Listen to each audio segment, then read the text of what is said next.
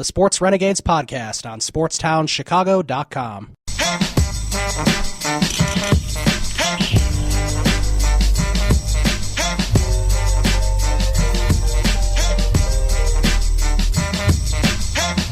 Welcome back to the Sports Renegades here on SportstownChicago.com. This is draft pregame stuff that we're doing here as we get ready for the NFL draft, which will be starting in just about a half hour. I'm Ryan Stuprich. And I'm Ryan Risky. All right, let's get to Ryan Risky's draft board that he filled out. And yeah, let me pull up my mock. I have a ton of paper. Oh, here it is.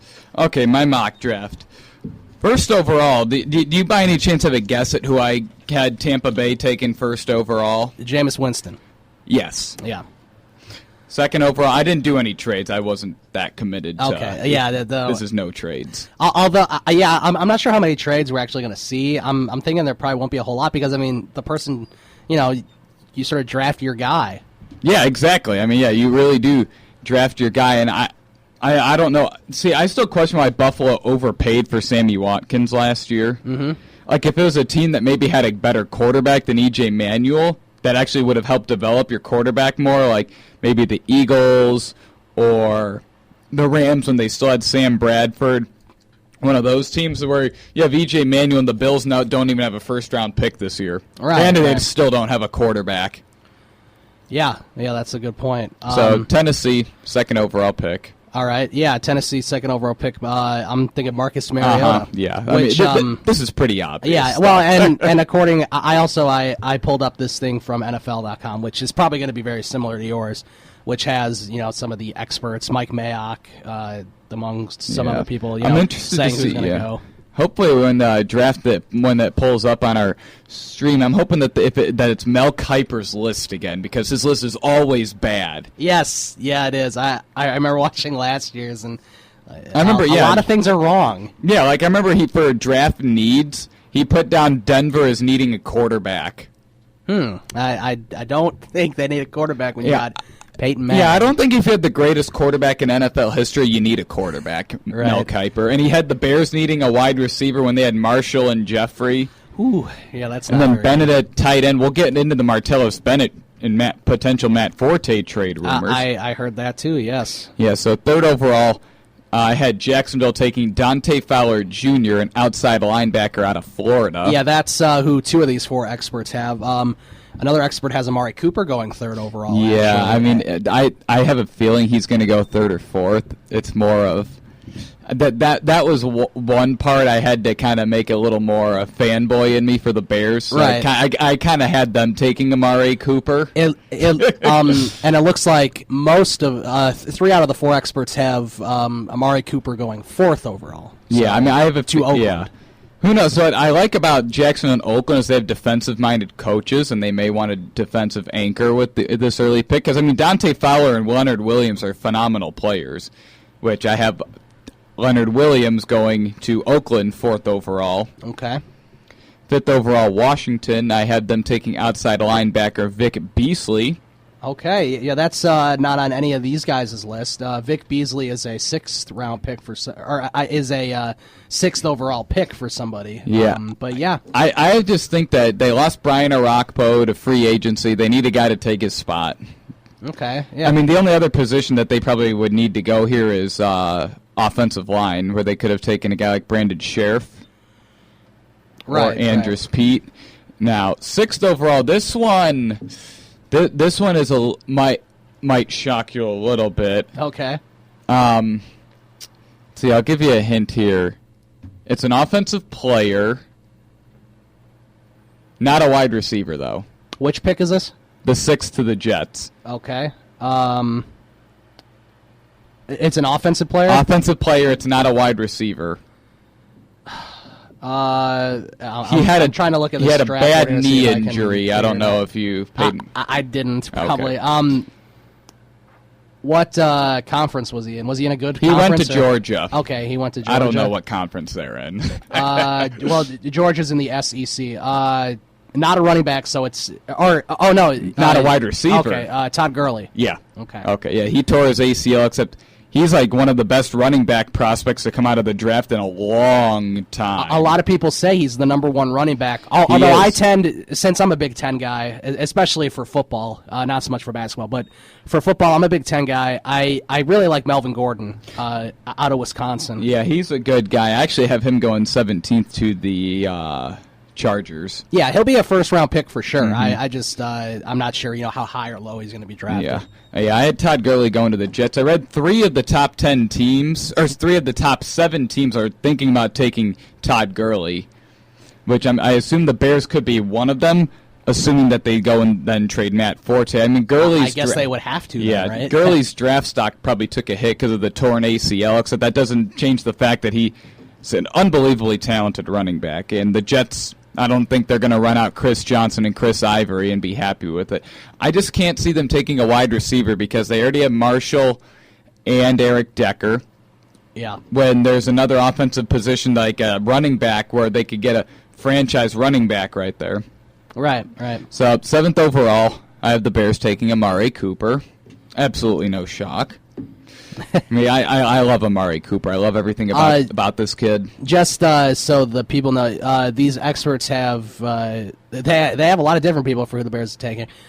Kevin White is what one guy says. One guy says Trey Waynes, a cornerback from Michigan State. The Bears would be stupid to take a cornerback 7th overall. Actually, 2 people have them taking Trey Waynes. That's stupid. Why would you take a cornerback? And then one has Danny overall. Shelton, who's a tackle from Washington. Defensive tackle. He's really good. I mean, you don't take a cornerback 7th overall. Like, come on, people. I know I've seen a lot of people having them take him. Remember, Justin Gilbert was pegged as the next big thing at wide receiver, and he turned out to be a massive bust, and he was taken 7th overall by Cleveland. Right. That was a massive bust. And pairing him up with Joe Hayden should have made him even better. That was an awful pick. I mean, cornerback is just not something you take in the top 10, in my opinion. That's where you take, like, defensive line, offensive line, quarterbacks. You can take good wide receivers, linebackers, a running back if he's like Adrian Peterson or Todd Gurley. Yeah. I mean, a cornerback just won't make enough of a difference, especially when cornerback's not a pressing need, when you have Tim Jennings and Kyle Fuller, and Jennings is poised to have a better year since he's out of Mark Trestman and Mel Tucker's embarrassment of a defense. Right. I would say that they wouldn't draft a cornerback. If I was Ryan Pace and I was picking and I thought Trey Waynes was the best player available, I would trade down. I wouldn't be wasting that 7th overall pick on a cornerback, especially when you need defensive line, outside linebackers, a wide receiver. I mean, that's just an awful pick. We won't go through all of this. I think we're just going through top 10. Yeah. We'll do. Yeah, Atlanta, I had them taking Bud Dupree. He's an outside linebacker from Kentucky. Yeah, that's who 3 out of the 4 experts have there as well. So who did they all have the Bears taking? You said 2 had them taking Trey Waynes. 2 had them taking Trey Waynes. That would be Mike Mayock and Charlie Casserly. Charles Davis has them taking Danny Shelton, and Daniel Jeremiah has them taking Kevin White. Okay, I like that guy. I'd be okay with either Kevin White or Amari Cooper. Yeah. I mean, I think White's going to be another franchise wide receiver. I just think Cooper is going to be better. And honestly, I wouldn't mind if the Bears traded up to maybe the number 4 spot to try to get Cooper, as long as they don't pull off a Buffalo Bills like, oh yeah, we'll give you 2 first-round picks, a second-round pick, whatever else you want. I think Amari Cooper is better than Sammy Watkins, except, I mean, I would love if the Bears found a way to get him. I mean, and he's got that Alabama experience too. That's the one thing. I mean, Alabama players are the best guys. I mean, that's just fact, guys. Why do you think Green Bay's so good? They keep drafting Alabama guys. Eddie Lacy, Clinton Dix. They have a couple other defensive guys. Yeah, I mean, well, maybe we'll look that up later. I mean, I just love that they got Amari Cooper. I'm completely okay with Kevin White. It sounds like Kevin White is actually like the more likely, because the Bears seem to really like him, and he seems to love Chicago. Yeah. I mean, he's even gone out and said, if I'm available at number 7, the Bears are taking me, and I hope I go to Chicago. Yeah. That's a good thing. Hopefully he was saying that to scare teams off, like, this guy doesn't want to play here. So, right. I mean, so if they drafted Amari Cooper, it would solve my problem of not having a favorite player on the Bears anymore. I still don't have one unless they draft Amari Cooper. Mine is Alshon Jeffrey, but he was my favorite ever since he came here. So yeah, mine was Hester, and then when Phil Emery decided to rudely say goodbye to him, it became Marshall. Before Alshon Jeffrey, it was Hester. Yeah, mine was Hester for a long time. Then when he left, it was Marshall, and now that they traded Marshall, there's a lot of people I don't like. I mean, I like Martellus Bennett a lot, except now if he's complaining about money, might be time to move on. I mean, he's still. Although then you got to draft a tight end. And they said this draft has no tight ends available. Yeah. I mean, they said there's no tight end. I mean, honestly, unless the team's going to give you a first-round pick for him, I wouldn't trade him. I wouldn't trade him either. I'm thinking it's more likely that they trade Forte because there's a lot of good running backs in this class. Right, there is, and I mean Forte. I like that he came out and said that. I understand. I'm a running back that's about to be on the wrong side of 30. My third contract is not gonna be a big one. I understand. I'm not gonna be getting as much money. He's not going to get the money that he's asking for. Yeah, well, he said he understands that he's going to get less money per year. So I mean, at least it's not like he's looking for a mega deal. I think I heard there's like $8.2 million left or something. Yeah, that's like his cap hit or something. Yeah. So hopefully they could. I mean, if they re-sign him and can get him down to $4 or $5 million a year, that'd be fantastic. All right, who do you have as your number 9 pick? Brandon Sheriff going to the Giants, offensive lineman out of Iowa. That's who they all have as well. So I mean, the Giants just need an offensive lineman. They have an awful offensive line. Right. They have They have Eli Manning as their quarterback, and then you got Victor Cruz and Odell Beckham Jr. as your 2 wide receivers. I mean, it doesn't really get much better than those two. Not too bad. We just got to hope Eli Manning has a good year because he had an awful year 2014. Yeah, I mean, a lot of that had to do with his offensive line being invisible, no running game. And then when Victor Cruz went down, he was thin at wide receiver, other than Odell Beckham Jr. Mm-hmm. So, all right. 10, I had St. Louis taking Kevin White. Okay. The experts, 3 out of the 4 have them taking Eric Flowers. Is that an offensive lineman? Yeah, offensive lineman out of the University of Miami. And then one of them has offensive tackle Andres Pete from Stanford. Yeah. I just have a feeling if White's available, they're taking him because they want to give Nick Foles a target. That's true. He does need a target. That's for sure. All right, yeah. I'll just do a couple more. Yeah, just do the popular guys. Yeah. So I had our guy Trey Waynes, cornerback out of Michigan State, going 14th to Miami. Okay. Danny Shelton going 12 to Cleveland. I know that's unrealistic because that would be a good pick for the Browns. Yeah, that is very unrealistic. Mike Mayock agrees with you there. Yeah, I mean, the only thing, it's just unrealistic that Cleveland would take a good player.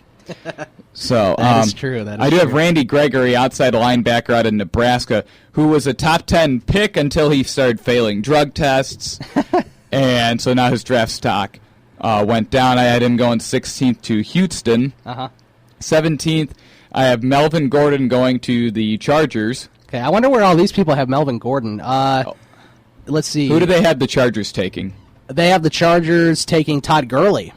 3 out of 4 have Todd Gurley. I think he's going in the top 10. I mean, I think teams are going to realize that this guy is just too good to go that late. 1 has Melvin Gordon going 19th to the Cleveland Browns.